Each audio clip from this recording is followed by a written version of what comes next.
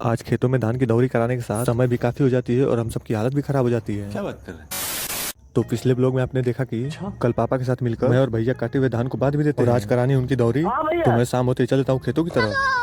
तो कुछ ही देर में अपने खेतों में पहुंचता हूँ और मेरे पहुंचने के साथ ट्रैक्टर भी आ ही जाता है। लेकिन अभी तो हमें कल के बांधे उनको भी इकट्ठा करना था। चलो भाई। तो हम सब मिलकर फटाफट इसे इकट्ठा भी कर लेते हैं। और आप किसान के घर गए हैं तो आपको तो पता ही होगा कि बिना इसे इकट्ठा किए दौरी भी नहीं होती है। तो हम आप फटाफट इसे इकट्ठा भी कर देते हैं। और ड्राइवर साहब ट्रैक्टर को भी यहाँ लाते हैं। लेकिन हम सबको ये धान तो इकट्ठा दौरी के एंड तक भी इकट्ठा करना पड़ेगा। तो फिर यहाँ शुरू होता है धान की दवाई का कार्यक्रम।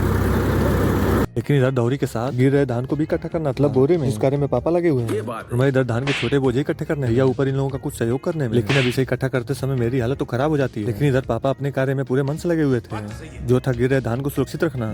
लेकिन आज इस धान की दवाई के कार्यक्रम का एंड होने के साथ शाम भी हो जाती है। जैसे ही हल्की शाम के साथ कार्य भी समाप्त हो जाता है, उधर गाय के चारे का भी इंतजाम हो जाता है। और आज हम सबकी हालत खराब हो जाती है। लेकिन अब इधर कुछ महीनों की मेहनत को घर भी लेकर जाना था। तो फिर इस फसल को कुछ ही देर में बोरे में भरने के प्लास्टिक को भी लपेट लेते हैं। और पापा इधर फसल दवाई का हिसाब करने में लगे हुए हैं। इधर इन भैया की उपस्थिति होती है।